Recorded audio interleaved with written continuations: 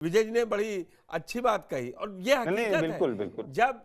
जब अपनी तरफ है तो ऐसा थोड़ी ना, जब कड़वे आएंगे तो आप थू थू करके नहीं बचा जा सकता है। कृष्ण मोहन पांडे जी, तो जो ये आरोप लग रहे थे कि अब तो, और अशोक जी कह रहे हैं प्रशासन से आप रिपोर्ट तैयार करवा के गलत भेज रहे हैं और वो कोर्ट को माननी पड़ रही है, एक तो ये।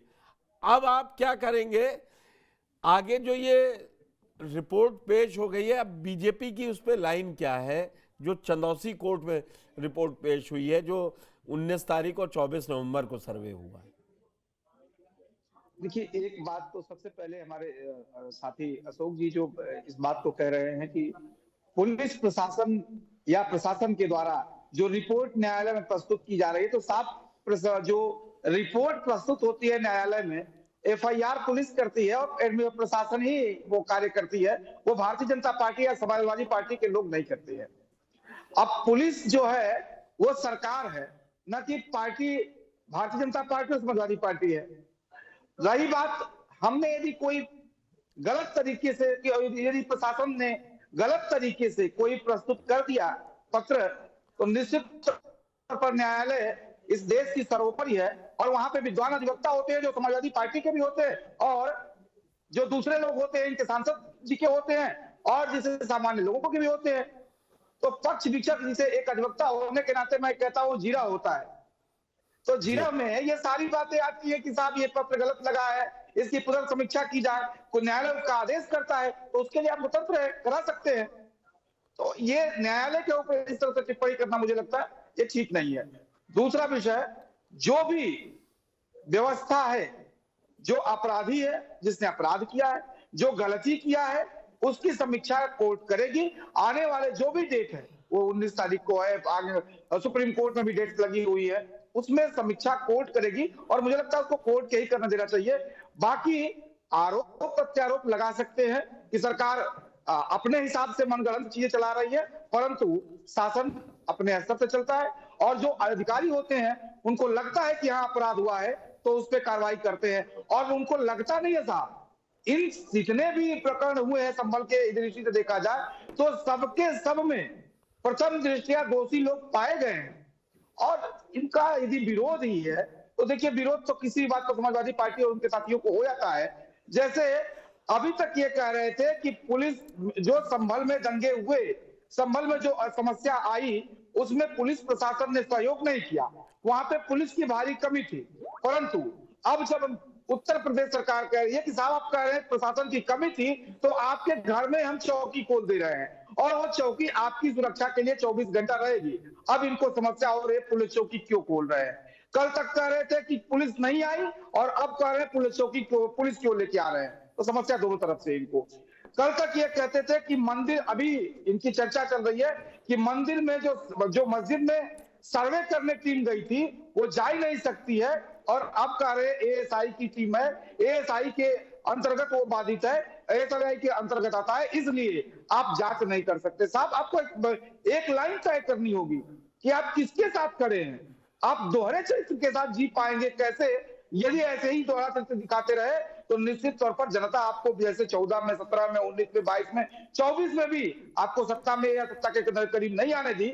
मुझे लगता है यदि सिर्फ सत्ता के लिए इस तरह के गलत दो राह पे खड़े होकर दोहरी विचारधारा लेकर चल रहे हैं तो जनता पुनः आपको विश्वास नहीं करेगी, पुनः स्वीकार नहीं करेगी। पुनः इस बात को कहता हूं, आपको अपना एक स्टैंड होना चाहिए और वो स्टैंड जो जनहित में हो, राष्ट्र हित में हो और प्रदेश के हित में हो, उस व्यवस्था को आप लेके चलिए, लोग आपका निश्चित तौर पर साथ देंगे। परंतु समाजवादी पार्टी के लोग, इनको हमेशा जो अपराधी है उसके साथ खड़ा हो जाना है, बलात्कारी है उसके साथ खड़ा हो जाना है, दंगाई है उसके साथ खड़ा हो जाना है, यहाँ तक कि अब आतंकियों के साथ खड़ा होने में थोड़ा भी शर्म इनको नहीं आती है और हाईकोर्ट पहुंच जाते हैं ये मुकदमा के लिए। फिर इतनी बात भी नहीं कि मैं सिर्फ अशोक यादव जी से पूछूं, आप कहिए वो जियाउर रहमान का साथ छोड़ दे और आप आखिरी तक गोंडा वाले सांसद, पूर्व सांसद को पकड़े रहे, ऐसा थोड़ी ना चलेगा। उसमें कोर्ट, मैं इसीलिए कोर्ट की टिप्पणी तक रख रहा हूं ना।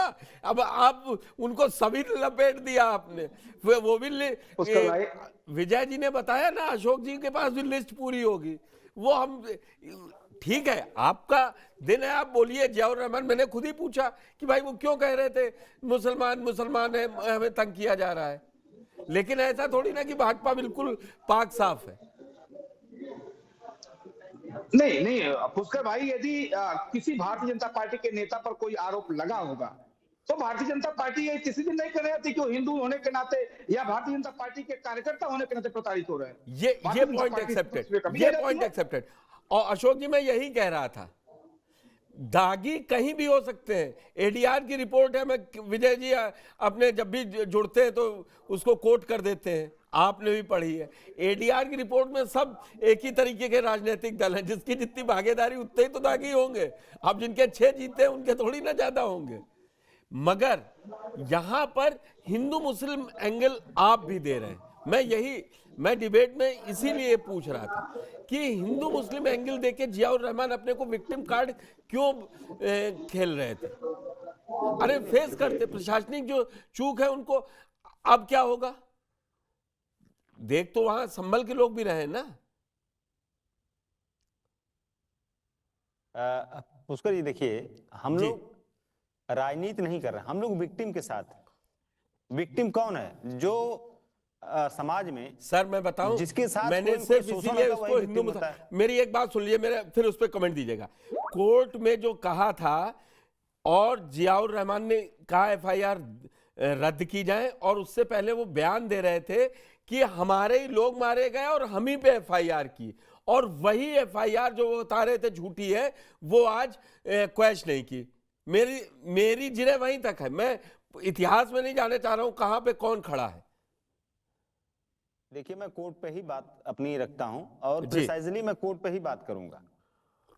आपको याद होगा राहुल गांधी जी की कैंडिडेटशिप रद्द कर दी थी, किसने किया था? कोर्ट ने किया था। याद होगा, बहुत पुराना मामला नहीं है। हाँ हाँ। और उस मैंने कहा ना कि इसीलिए संविधान ने कई तरह के न्यायालय बनाए, जिला और हाई कोर्ट, सुप्रीम कोर्ट। तो इस व्यवस्था इसीलिए बनाया गया था कि किसी स्टेप पे अगर कोई कमी हो रही है, कोई लूप होल छूट रहा है, तो उस चीज को अगले लेयर पे जाके दुरुस्त कर लिया जाए। तो मेरा सवाल ये नहीं है कि कोर्ट बेईमानी कर रही है या कोर्ट गलत कर रही है। मैंने यही कहा कि प्रशासन की रिपोर्ट के आधार पर कोर्ट ने वहां पे अपनी बात जो भी कहा, अपना डिसीजन दिया। लेकिन राहुल गांधी जी वाले मामले में आपने देखा होगा कि वहां जब उनकी सदस्यता निरस्त होती, जब वो सुप्रीम कोर्ट जाते हैं, तो सुप्रीम कोर्ट ने क्या कहा था? वो सारी चीजें आपके पास भी हैं, विजय भाई के पास भी हैं, उनके पास भी, कृष्ण मोहन जी के पास भी हैं, और बड़ी लताड़ लगाते हुए उनकी सदस्यता को बहाल किया था। तो इस तरह की चीजें होती हैं और हमारे पास विकल्प है। हम जाएंगे जहां तक हमारी क्षमता होगी, सुप्रीम कोर्ट तक जाएंगे और अपनी बात रखेंगे। कहीं न कहीं किसी न किसी प्लेटफॉर्म पे तो हमको न्याय मिलेगा। नहीं न्याय मिलेगा अगर, तो जनता के सामने, जनता का अदालत तो बस आगे विजय जी, मैं यही कह रहा हूं, आखिरी में जनता ही तय करेगी। तो मुद्दा हिंदू मुसलमान बना रहना चाहिए, इसीलिए जनता तय करेगी। तो फिर कृष्ण मोहन जी की पार्टी गलत नहीं कर रही, वो अपना कह रही है कि पता होना चाहिए। कोर्ट ने कहा है कि किस जगह क्या बना है, उसकी संरचना पता करने में कोई समस्या नहीं है।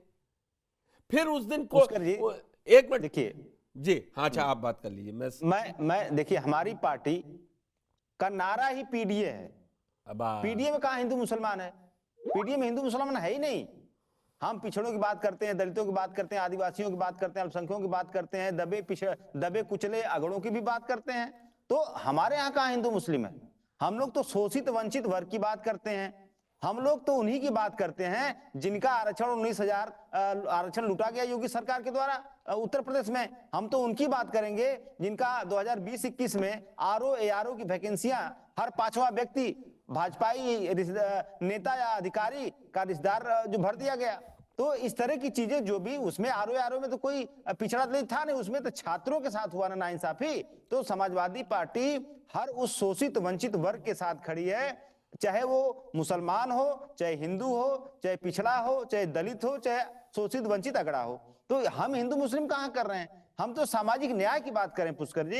हिंदू मुस्लिम करने की नौबत इनको 4 जून 2024 के बाद आई एक्सट्रीम रूप से। उसके पहले ये भी थोड़ा बहुत सॉफ्ट लेके चल रहे थे, लेकिन जब देखे 4 जून के बाद रिजल्ट किए तो हमारा जो विकास की बात हम कर रहे थे, जो सबको साथ सबका विकास लेके चल रहे थे नारा, वो नारा तो काम नहीं कर रहा है। तो इसलिए अब इस तरह का अफीम वाला नारा हम चलाएंगे कि कुआं का कुआं अफीम भर देंगे, ताकि उस कुएं का जो भी पानी पिए सब नशीला हो जाए। तो एक कुआं खोद रहे हैं, और जितने भी आपने देखा जो खुदाई चल रही है, ये एक तरह से कुआं की खुदाई कर रहे हैं। उसी कुआं में अफीम भरेंगे, और अफीम क्या है आपको पता ही है। और उसी अफीम का पानी पी के लोग सोच रहे हैं कि हिंदू मुस्लिम के आवेश में हमको 2027 में विजय दिला देंगे, लेकिन ये भूल रहे हैं